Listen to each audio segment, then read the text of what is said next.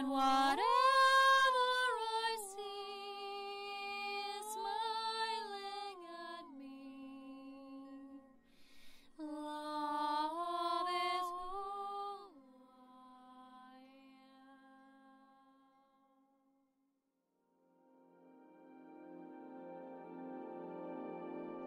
am. Hello there, beloved Ascension pioneers, and welcome to this video topic with me today, where I really wish to discuss something of major importance at this time. So this video is two-faceted, which means it has two aspects of same topic or same matter of relevance. So recently, that was I think last week, I saw a live video from my friend Patricia Corey, and a beautiful, amazing being and author and much more beyond. And she talked about what really makes us strive for happiness, and what is happiness, and can we find it in this world amidst chaos and turbulence and turmoil and all of that. And this is something I've been discussing a lot throughout my videos, but I think I never made a specific topic related just to that. So this gave me a little bit of a booster to talk about this and to share with you the messages that I've personally received myself through spirit about this type of matter, which is what really makes us humans in this new now. What is an aspect where we think we're humans, but we're actually relating more to beings of ego, which is beings who constantly strive to do or to achieve, to compromise ourselves, to endlessly search, to understand every bit of what's happening, to know every piece of information, to be informed all the time, to know what everyone's doing.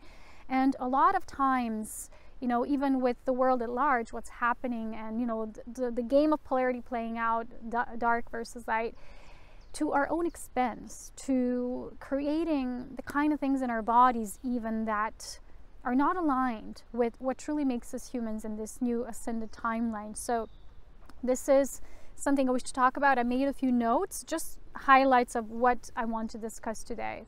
Because a lot of the times we function on such a random mode, like an autopilot mode, that we forget what truly makes us humans, what truly is a state of bliss, and allowing ourselves to be in that state. Because a lot of us have beliefs that because our world is going through such tremendous shifts, and because there's so much suffering in a world, that we can have it, because we have to be part of the world just like everyone else. So if the world suffers, we're still going to suffer and experience that suffering in our own reality. So this is when things get rather complex, the individual versus the collective versus the individual. And can we, as beings of light, and what many people call light workers, shift to a more neutralized timeline? And here is where I want to share the first important message that Spirit gave me, because I like to be informed as well. But what I'm noticing within my own body is that the body doesn't always allow me to receive more information that the body needs.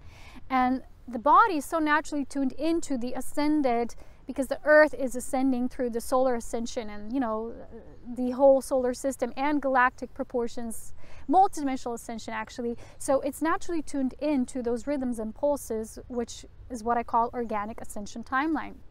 So when we in any way shift into a state which is a more egoic state, that is in a way more a mental construct, which is a more mental type of controlled ascension, and a controlled ascension timeline or non-ascension doesn't matter, because the fact is that this polarity is either artificial intelligence versus the organic, as you know, heart-based cosmic ascension intelligence. So life force intelligence versus the automatic, more like a structured or non-organically structured creation. And this goes way back into the primordial creation story, which is what I'm going to talk about one day in my Elohim video series about the creation story and so on.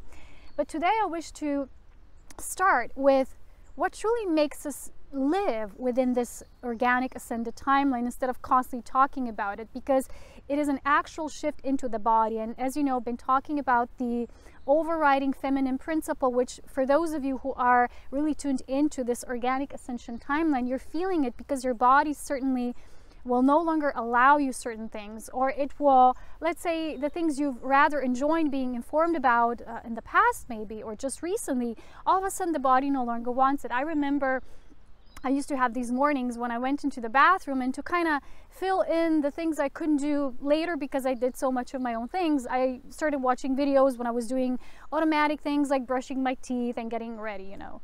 And then all of a sudden, my body no longer allowed me that. You know, I used to bring my iPad into my bathroom and kind of put, you know, videos on just to kind of try to put it all together when I have, you know, do something automatic. So it's just there on, you know, automatic pilot mode. And all of a sudden, I didn't even think about it anymore. I said, I don't want to do that anymore. It just doesn't feel right anymore. I want to be also present with my body when I'm brushing my teeth, when I'm doing my hair things and my facial things and all of that, which makes me tune into my body. Because the things we say, well, that's not important for us as humans. It's just the body. It's just the random automatic things. Is every time we evaluate an aspect of our humanity as random, or we just put it on autopilot mode, we stop enjoying it. And so what happens is we try to put things together. You know, you see a lot of people doing that and squeeze things into their time, you know, because time, we still perceive it as linear. So we don't have so much time. We have to kind of either do things, not multidimensionally, that's a huge difference, but we do it in terms of multitasking. So we kind of start being a little robotic in our responses, you know, do this, do that, and you're no longer paying attention in full-hearted, full-blown way. So this relates to an aspect of joy I want to talk about. And then I want to talk about the importance of message that Spirit shared with me just when I was about to make this video, because I was about to make it 2 days prior and weather and nature didn't allow me. So I always know that something must come. Something is not yet complete. And usually this is when I have major initiations, and this is what recently happened as well. I'm going to share with you. But the first thing I want to say is happiness in terms of our humanity. Happiness is the result of our humanity, but because the aspect of what truly makes us humans in an organic way was so plugged out of the equation, so many humans have such a difficulty relating to what happiness even means. So what Patricia did, she asked around 10 people, and some of them were also on medications. And people gave her different and interesting answers in terms of how they evaluate happiness and whether they feel happy or not. And a lot of these answers were conditioned, and some of them were yes, you know, some were completely like what happiness even means, yeah. And some of them were more at the degree of, well, when I get this, or when my soulmate comes, and if I could just have that, or if I get a grandchild, or when I got happy when, you know, I had a grandchild or something like that. And a lot of the happiness that we perceive as happiness is conditional, but that's not happiness. That is a certain level of contentment you feel in that time. But it's not something that you feel as a permanent state of your existence. Happiness is a byproduct, but the state that is eternal is what we talk about, the state of joy. And I recently did, you know, I've published it, my Cosmic Union Mastery course, which focuses a lot on achieving cosmic bliss. And not as a goal, but as a result of using your inner spirit technology of life force mastery and work. So the thing is that when we stop tuning into our life force and this natural wisdom that comes to our bodies, we're less and less organic. And this is why when you see pictures of yogis and them talking, they're always so blissful, even if they just sit, you know, and they're creative, even if they're not like creatively doing something, you know, like Osho said once in one of his quotes that I really love is, you know, not necessarily when you paint, you'll be creative. You can paint in a non-creative way, or you can paint or cook or whatever in a very creative way, sorry.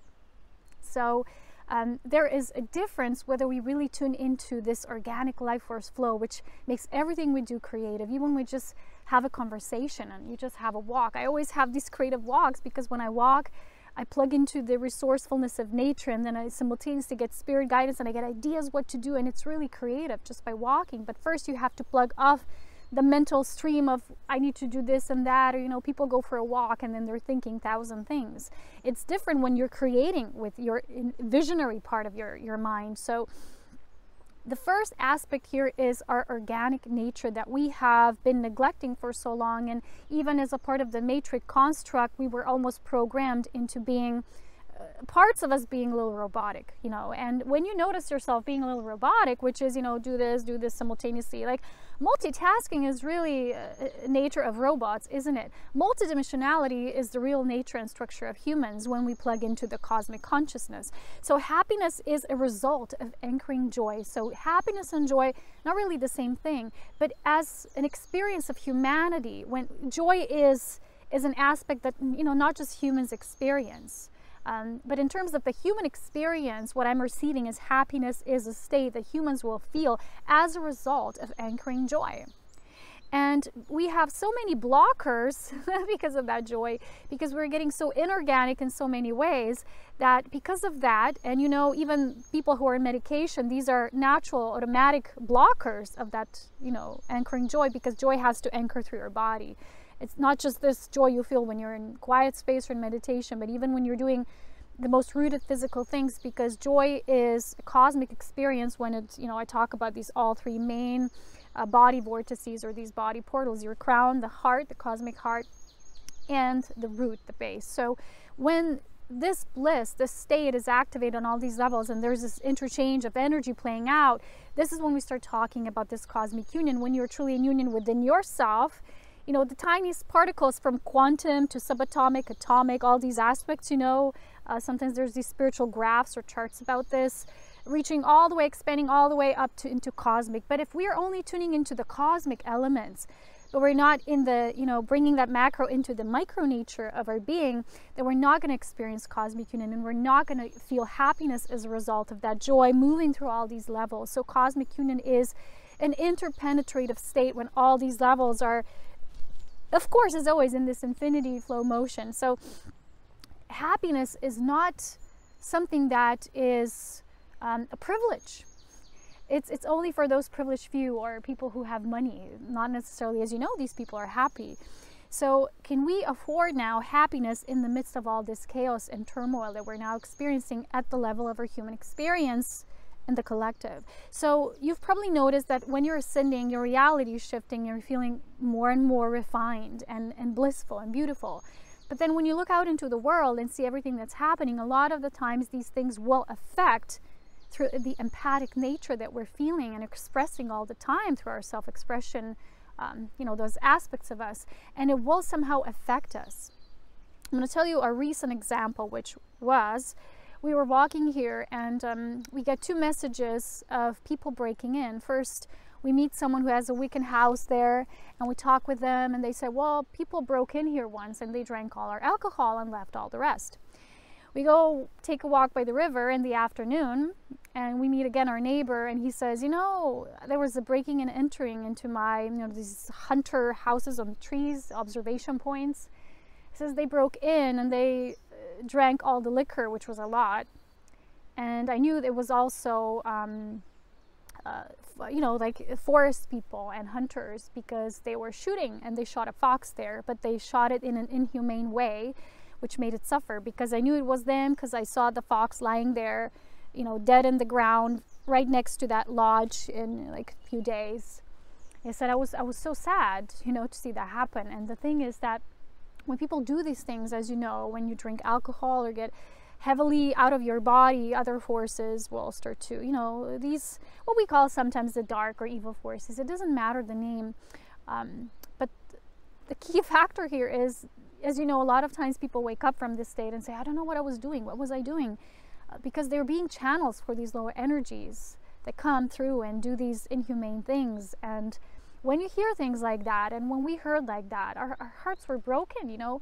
It's like, ouch, you feel that. And at the same point, they're chopping all these trees down here, because they're doing it in a very inhumane way a lot of the times. And, you know, apart from doing that with the poor trees that were already affected in a way by these tree bugs, they're also doing that with healthy trees, because they have this policy they need to prevent. Again, that's an aspect of control we have, and we're always trying to do the good thing, and we're playing that, you know, we know all the rules, we know how nature will respond, and we really don't, because if in any way you're doing that and you're tearing down or chopping down healthy trees just to prevent them from getting the bug, well, you're not really preventing them. You're forcefully killing them already without them even having the choice whether they will accept the bug and, you know, do that themselves, leave in their own spirit way, the way trees do, which is different than what humans do. And we don't even get the chance.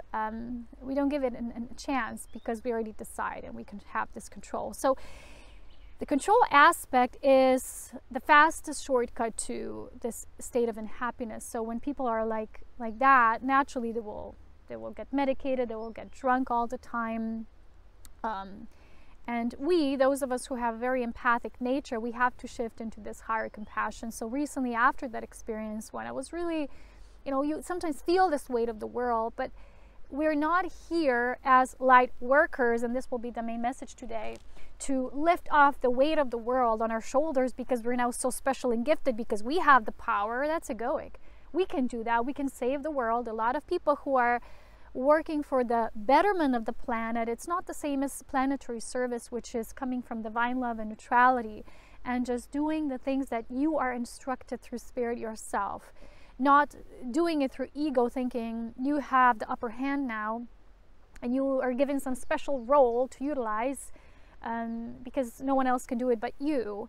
That, again, that's an ego sense of a mission, and a lot of people get very fanatic about the mission they have. A lot of times it's through religion, which creates even more distortion and control. So there is this natural message that I received at the beginning of this week, which was a lot of times there's endless things we think we need to do, but they're not in direct alignment with our spiritual decrees. The playful livingness, a beingness of our light that is naturally moving and shifting through us and shifting all life around us just because we allow it to. So the things we think we need to do or everything needs to get done, a lot of times it's coming from the egoic tendencies, and we need to learn to see the difference and to recognize the pitfalls and the blessings that come from when we realize the bigger picture and how more impactful these spiritual decrees are in terms of our inner blissfulness, inner happiness. Because we say, well, no, but this needs to be done first if I really want to help. And then you're always pushing your happiness somewhere forward, and it's not allowed, and we don't allow ourselves to receive a lot of the time. So it becomes like something we're chasing, like butterflies you're chasing in nature, you never catch it. And when you just sit down, it comes to you. So this is a very important fact that we need to start considering, that ascension is not just achieving a certain state and then you exit the body or you go to another dimension, but whatever you've achieved with that beautiful transformation, can you now create a level of blissfulness and happiness that is a result of that joyful blissfulness? And can you create something of beauty and value in this world in a very neutralized, divine love guided kind of way, which is again that divine feminine principle of life that's starting to lead us forward. And if you've noticed that, I've noticed it in my own experience, and that's why I'm sharing with you as a part of that experience as well, not just the guidance I receive. But I cannot do certain things the way I used to, and a lot of times my body will not allow me, and I allow the body's natural sense of wisdom to show me and guide me just the same way that I get this higher guidance from spirit, and until it's fully really merged within all of us, that this divine narrative, which is our divine light intelligence or divine light DNA, is moving through us in every way in this divine feminine embodiment principle that we're now moving through. So the next thing I want to talk about is perfectionist people and perfectionist tendencies, or perfectionism at large, which I used to embody a lot myself. Not embody, but tune into. I'm going to say that. It's a huge difference because it is a collective pattern. It's not just an individual pattern. We were programmed to be like little slave ants, and it's almost like it's in the net or the false grid. It's like this encoded program, which makes us, even when sometimes you're just having this feeling of not doing anything, you instantly get automatically this sense of guilt, which is being propelled through that grid system. So perfectionism is the greatest killer. It is almost like an instant killer of that state of joy, and of course happiness as a result of that joy. And it disconnects us completely. And if you've noticed yourself, when you were having perfectionist tendencies towards yourself, you were acting the same way towards people. So you expected or demanded a lot from yourself, you got the same to other people, which often resulted in, well, people don't do enough for me. I do so much, I do everything myself, or all these things, and then people never can meet up and rise up to your standards. I had that a lot when I was younger, because the thing is, when the feminine and masculine principle are not really experienced when we're young children, when we're still kind of like absorbing like sponge from the world, We're not, you know, some of us have a passive father, some of us will have a passive mother, maybe not the entirety of our childhood or when we're growing up, maybe for a certain portion which will somehow makes us act a certain way, and we will believe, even as much younger adults or young children, we need to now fill in the space, which will make us develop these tendencies psychologically as well, to always be the one who is either savior, rescuer, the one who's upon all these demands of the world are given to, or tasks. Let's say people have a passive mother, or sometimes people have alcoholic parents, you know, parents who are alcoholics, who they start doing things then for them, and they never actually allow them to really see themselves in the mirror, because they allow them, they actually perpetuate or keep that pattern going, because they don't cut off that source or that root within their own responses. So this automatically starts to create a personality where, you know, we're going to fill the gaps, or I'm just give it to me, I'm going to handle this. Or people who are very capable of doing a lot of things feel very productive, or people who are very creative, a lot of the times we will feel, well, I'm so good and I can do so much at once, then okay, let me just offer this to you too, and that, and handle this as well, because you're so good at doing this yourself. Instead of sharing this as a gift to motivate others and be inspired, you start taking in tasks and roles that maybe you're not here to fulfill, which again disconnects us from a state of joy, because we're thinking we're joyful, but that's a false sense of joy, which is not truly joy. If you've ever experienced joy, even once in your life, you will automatically know the difference of true joy, true blissfulness. And that state when you're doing something and you're getting a reward, which is I'm making someone else happy. We're not here to make someone else happy or do something for someone. This should be a natural result or byproduct of making ourselves happy and living the life of our highest mission fulfillment, not through that egoic tendency, because we're so special, right? I have a magic wand and I'm gonna change everything or everyone. But to really, really make a profound inner transformation, which is what all the yogis have been teaching humanity, is do that inner alchemy, that inner transformative process, and enter your state of yogic union.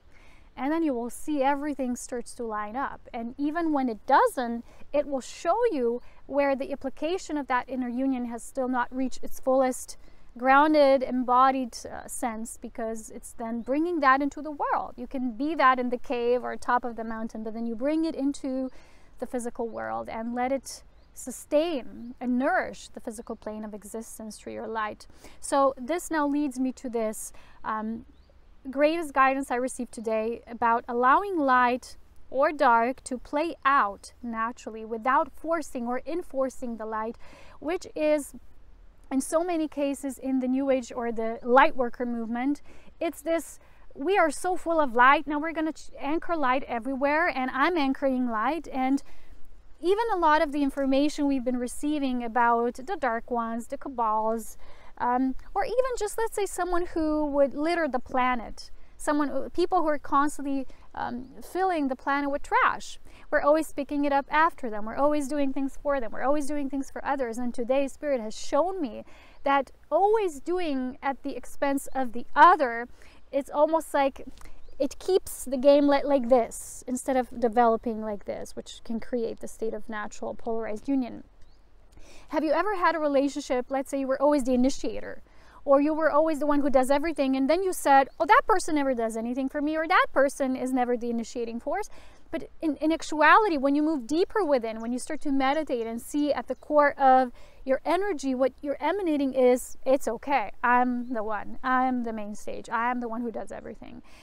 At the same result, people get used to it, you know, the kind of habits start to create your relationship, and it develops a certain state of how it is organically or inorganically, but it doesn't matter. You've developed it to a certain degree of how it functions.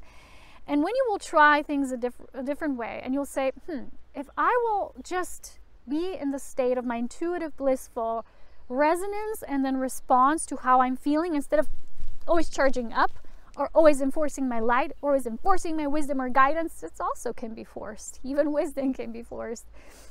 Everything is about this wisdom of using wisdom, the wisdom of using wisdom the proper way. Yeah, that should be the main theme here. But what I'm saying here is see it differently. See it when you create a space of allowance for everyone to step into this natural, organic, ascended way of being within themselves and then responding in relationships. It will teach you what is truly the new organic way, what is truly the organic synthesis, what is truly an organic relationship. An organic relationship is not like when someone is always the giver, or someone's always even just the initiator. Even the initiator always gives first, right? Gives an initiation, then the other responds. So they're always going to be used to being the responder. I don't know what better way to say it. But when you step away just for a second, maybe you have an urge to, again, do this compulsively, and then you just withdraw for a moment. And you say, no, I'm going to allow the other or situation or life around me to develop naturally, because then all life evolves. And you're not just enforcing your level of what you think evolution should be like, what people's responses, or what life in general should be like. And life will surprise you, magic will happen, because you will see people or situations will have the chance to step into it automatically and naturally. Just the same example I gave you with the trees. If you're already killing off the healthy ones just because you're trying to prevent the bug to, infect them, you're not even giving them a chance. Hello? It's the same way with thinking I'm always serving others without them even coming to me. You're always trying to give everyone wisdom, and a lot of the people who appreciate themselves or consider themselves light workers, which is, it's all okay. But light should never be enforced. Just like darkness is playing its own game, and it's okay because it has its own evolutionary cycle just as well. And it can be independent just as it is interdependent with light, with that trajectory of the light. And this is the wisdom here today. So just as we are independent, we're also interdependent. And it's not just what we experience within our nature and then with relationships, but also this greater picture and this bigger plan of light and dark playing itself and their roles out. So if the light is always stepping up and doing things and saying, I'm the light, I have this role on the planet now. So if the light would say, I am the light, therefore I need to always act with my light and not just be the light that I am, then we get this concept of being a light worker. And that's why I prefer a term, what I call a light being, because we truly are beings, and things that we do, they have to be propelled through spirit. They have to come through a certain level of wisdom, not just, okay, light. Well, yes, light, but light does not necessarily flow through wisdom and integration. Light is light. And you can be light, but use it, just as we talk about white magic and dark magic. Dark magic, if used in a very, very negative sense, becomes, as you know, what it becomes, intense manipulation and distortion of not just people's lives, but realities at large and many, many scales of existence. But light should never be enforced. And what I was shown today is when we're constantly doing that, we're not allowing the natural development of the dark. And it's an understanding of this interconnectedness that the light and dark both play. And when we just are the light and we focus on our inner nourishment and development of this, what yogis have been calling this inner path of yoga, which automatically ripples out and shares itself. Doesn't mean we're now passive, we don't do anything, we're no longer activists, but we're activists through being, because I still notice a lot of beautiful people with beautiful messages to share and a lot of truthfulness in their hearts, but they got a little too obsessed with the whole thing.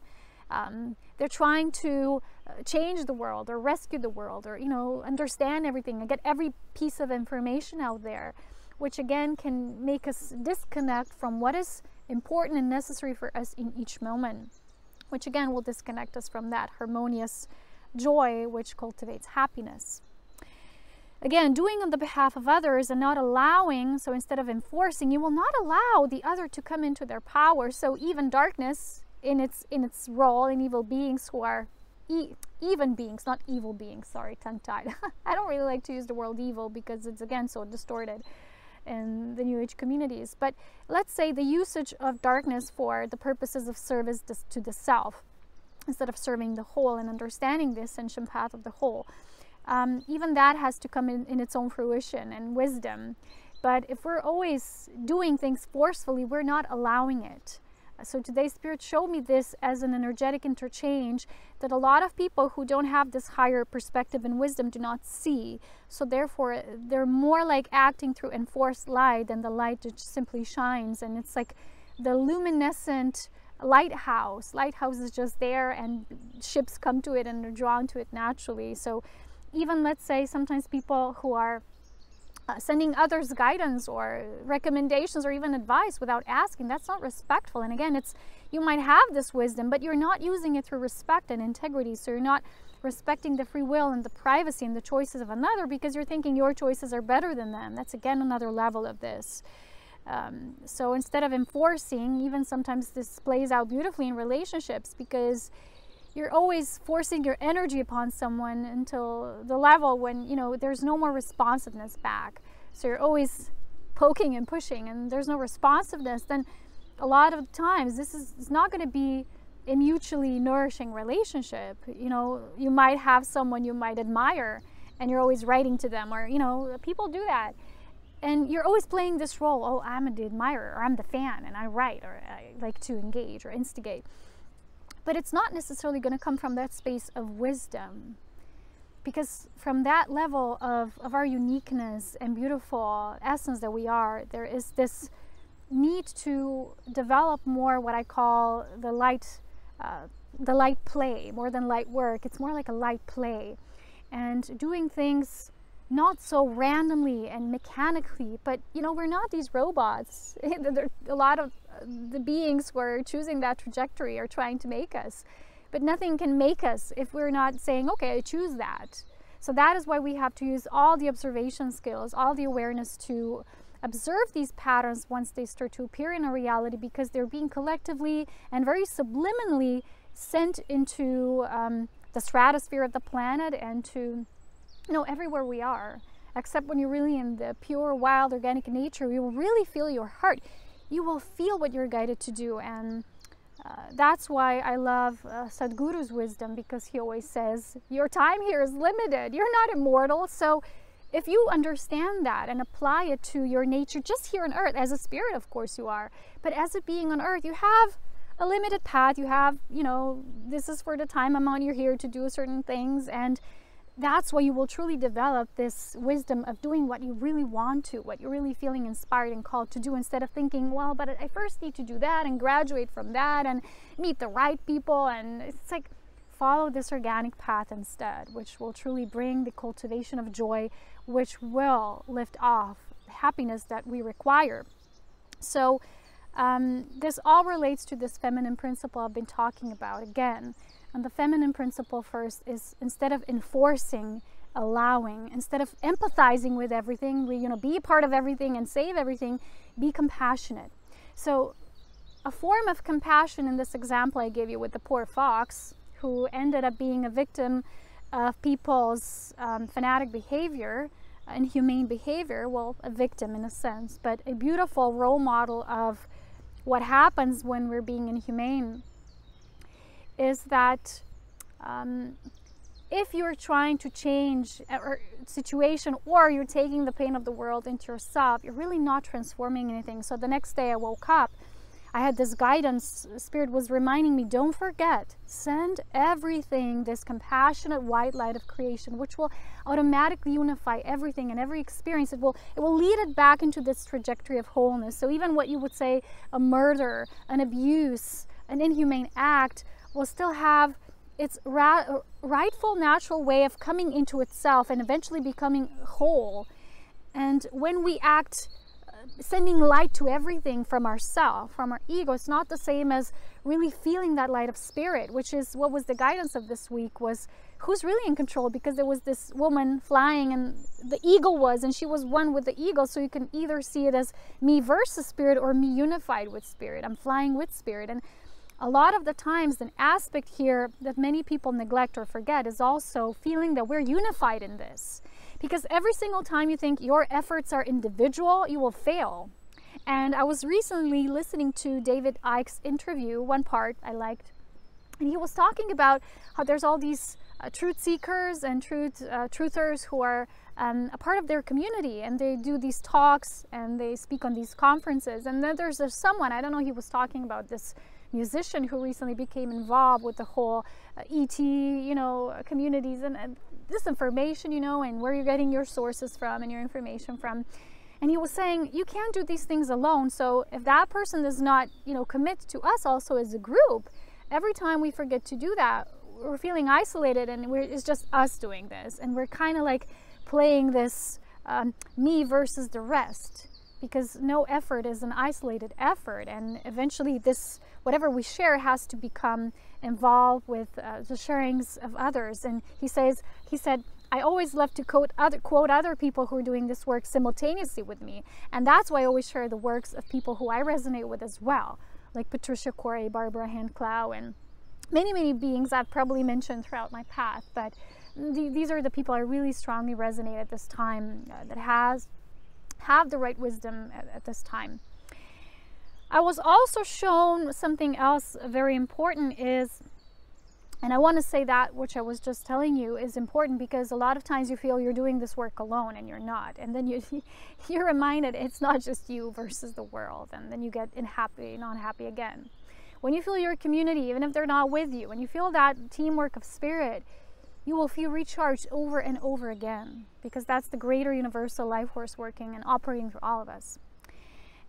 Yeah. And then another aspect I was also shared through spirit was, a lot of these beings were here, let's say, longer than we were, like older generations, exactly like my friend Patricia Corey and many of her generations. And I love these people because they've been such pioneers at times which are truly intense. And this was the hardest to bring about. Now everyone can speak about these things without being looked at like a weirdo. And they were doing this as, that we're really paving the way, paving the steps. And these people have done so much. And recently Spirit has shared with me, it's time to give to those people back. So in any way, when you have, let's say you have an inspiration or a teacher or something, just at least send this gratitude for the work they did, to bring all that they did about. And it fed you, now you're feeding others. It's not like a chain, like a chain of energy working through us. It's more like a unified field, this network of interconnectedness. And if you haven't watched this yet, it's not just for volunteer souls specifically, but it's an unlisted video I did recently about the galactic mission of volunteer souls. And people who are more tuned in, they really gave me good results and feedback. They loved the video, even the graphics I use. And I think it's very much aligned, the channeled words with the whole video segments, and it's beautiful. So if you want to watch it, that's available on my webpage under my books section, which is the currently the mini audiobook section, and you have the video there, so you can just play it. Yes, so you will feel that interconnectedness of this mission, which is, it's bigger than just what we think it is. And when it's done through ego, this enforced light, it will just perpetuate the pattern, keep it flowing. And we're always going to just complain, look what the dark is doing, and in a way we're enabling it, like someone who has a drug abuser in their family, and they're still enabling them. They put the roof over their head, they feed them, they do that all the time. And I've once heard a story that these brave parents, what they did when their child was a drug addict, they said, you are so loved and so welcomed, and you will live here as long as you want to, but first get sober. And they actually put him out of their home. And they actually did get sober, and they did manage to heal themselves because they didn't enable the pattern and said, oh, what else do you need? Yeah. Because you do that out of fear, because you're afraid of the other embracing their lessons and what they need to go through. And if they have the lesson, they eventually have to, see it right in the face. And a lot of times, because we don't allow, it means we don't trust. Let's say you have trust issues with people. And again, it will not create the kind of happiness that's shared, because there's degrees of happiness. One is this inner happiness that's a result of our inner bliss. And then there's the shared happiness, because I was a hermit all my life, and I've been there, done that. I've learned a lot in my solitude. But then there was time after all the negative experiences I had with people, which in truth, from a higher perspective, were not negative, but they helped me to integrate the other polarity, because it's so strong in our planet at this time. It's playing out. And it taught me to cultivate a space for both, the light, the dark, all of it. And what happened is, this path, eventually, when I integrated it, I needed to let that go. Those memories, pains, whatever kind of harsh experiences I had a lot. Don't get me wrong, I'm sitting here in beautiful space, but my life was not a peach at all. And sometimes people say, you know, recently I talked to Patricia Corey, and she says, you're only 35 almost. She said, so much wisdom at this age. I'm like, well, I'm old. But I also, it's a lot with the experiences I had, one after the other, you know, these initiations.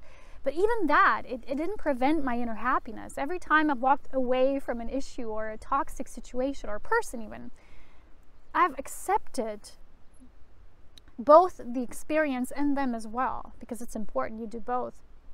And then in the end, you will feel that cultivated wisdom, and you will know that light should never be enforced. I had that experience once with a being, and I was enforcing my light on them as well. And I got a slap on my face, and this is when I was shown, literally, don't do that. It's not of benefit to anyone. And what we learn with people, it applies, as you know, with large. It is a part of the greater complex, because we have this training, this mastery training with our relationships, because they are the fastest mirror, resonance and reflection to our source self. And when you feel really unified, you will do works of unity. And when you're not, you will do works of little separation here and there. And it doesn't, you know, it's not like something to be judged.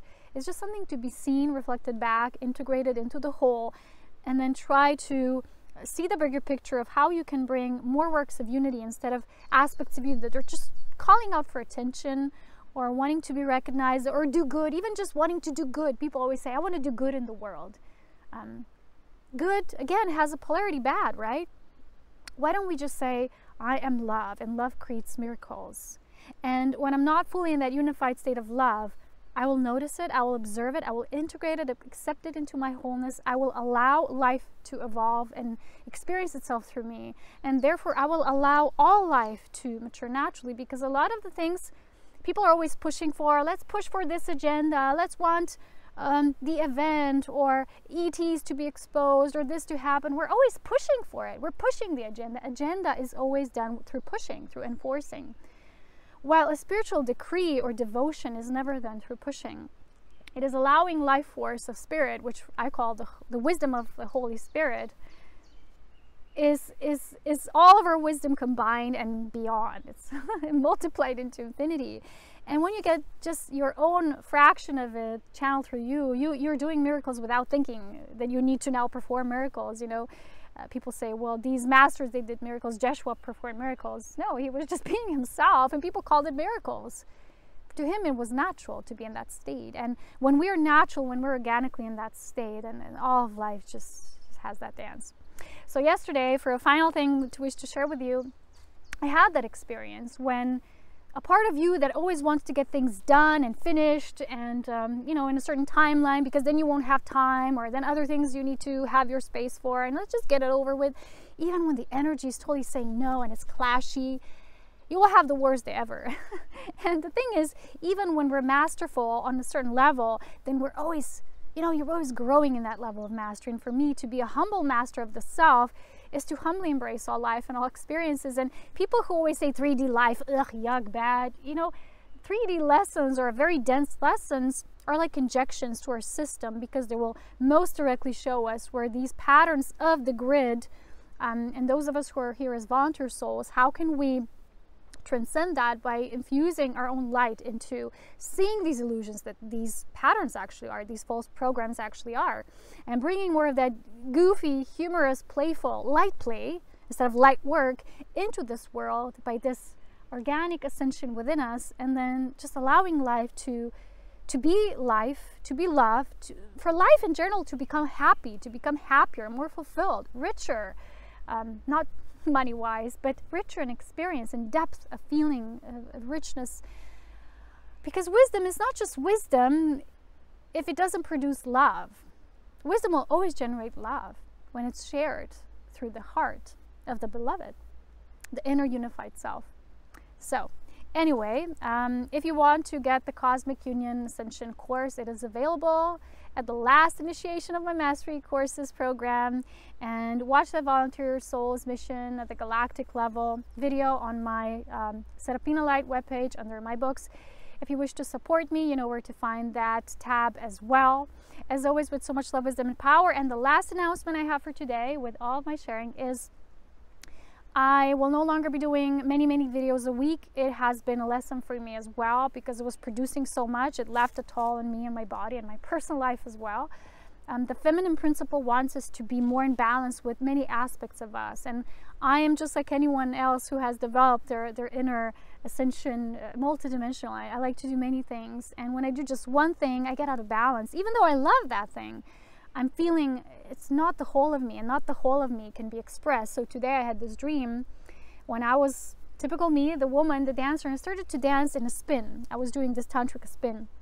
And I was spinning and it felt good, but at the same time it felt like I'm spinning in this rigid, it was like this, you know, like when you're really hard, like a bunch of, you know, like a pile of sticks piled together, and it didn't feel good. It felt kind of, I'm not allowed to move in a flowy, natural way. And this was literally an indicator of we need to soften up. The feminine principle of creation is softening the world at this time. Not all that we've been striving to will be achieved through this masculine push. Whether you are a truther, whether you are a light worker, healer, whatever you perceive yourself to be, we all are in the same playing out of polarity. Whatever kind of level of wisdom you have already integrated in your body, it doesn't matter. We're all here at the same timelines, converging. Remember that, cosmic convergence, cosmic dance, cosmic union journey. And everyone, whether what our individual approach to this life playing out is, we all need to apply now. We need to step away from this masculine constant bombardment, and we've done so much. We now have to step aside and let it all just play out. Because if you've ever did a certain project, there was a period when you've invested, and then you need to step back and just let it all germinate and sprout in its own way, and let the right ingredients come and people come and things come together. Because nothing in creation is achieved through raw force. Okay, it's life force, and it has stages of its evolutionary journey as it moves through life. And when we understand this principle, when we really understand, not mentally, but feel the feminine principle, how it works, we will clearly see what's unnatural. Because when I saw myself yesterday, totally unnatural behavior, I said, this is a pattern. I need to see this. I need to shed light into this. And when I asked other people, I said, hey, do you feel this? Do you feel this energy pressure? People who are more like in this dense structure, they're not feeling it. And they're saying, what are you talking about? I'm not feeling anything. And then there's people who are more slightly open, and you talk to them and they are saying, what's up with the energy? And they might not know, but they feeling it already. And then there's people who feel more, and then there's people who are aware of the feelings they're feeling. So many levels, but we are all a part of this journey together. That's always my main message, to get acquainted with yourself, with your inner mastery. Stop seeking on the outside. It won't provide the happiness. And sometimes I like to watch videos or whatever comes in my way when I'm really called, when something's there. And I feel, okay, enough. Now I'm plugged with that. And then I just let it go. And I release it. Because there can always be a feeling, yeah. But when you start reading something, you know, like people who can never put a book down, or when you start watching something and you get a message, and then you want more, and then a little more, and more, and and you just explode from all of that. We don't allow life to process itself, to process all the information we receive, to allow things to grow naturally, because that's the main source of happiness. And in the meantime, we're happy, we're playful, we're children of Gaia, we're having fun. And this is the aspect we've forgotten in this turmoil or chaos we're calling our world. And the thing is, we haven't really loved chaos. Have you ever noticed you come and you want it all done in the way you want to, and you want to do it right away? Well, this is how I was a lot of the times, because we haven't fully loved chaos as well. You will ask anyone now in this New Age movement, do you love our situation at this time? And everyone will say no, because the dark is this, and we don't see what's happening, and we want this agenda fulfilled, and we want money reserved, released to the planet, or we want these people in jail, or we want this closure. And everyone is being unhappy because of a certain thing that's to them chaotic, so they're not happy because things are the way they are. And until we love all aspects of life, even the chaos, we're not feeling a source feel. Source loves all. So you're not in cosmic union if you don't love all of it. Don't get me wrong, I'm not saying you like it when someone shoots a fox out of their own personal misery or dissatisfaction. But you're seeing, you're lifting yourself through the white light of creation every single time to see the bigger picture playing out. And you're lifting yourself, you're loving life to its full extent instead of trying to make life the way you think it has to be. And that's the main reason why we're so unhappy as a, societies at large. So think about that, let it cultivate within you. I'll talk to you again next week, I guess. These are now going to be my weekly videos. Allow yourself to receive. That's a really important message, because just to buy ourselves an item is not the same as receiving. Allow yourself to receive on many levels. Self-receiving, allow yourself to receive through others, and allow yourself to receive from nature, and allow yourself to receive purely on that divine, magical way. It's totally unexpected, beautifully, randomly beautiful, and juicy. So thank you for watching. As always, with so much love, wisdom, and power, take care. Please, really do. It's important at this time to take care of yourself. I'll talk to you again soon. Bye-bye.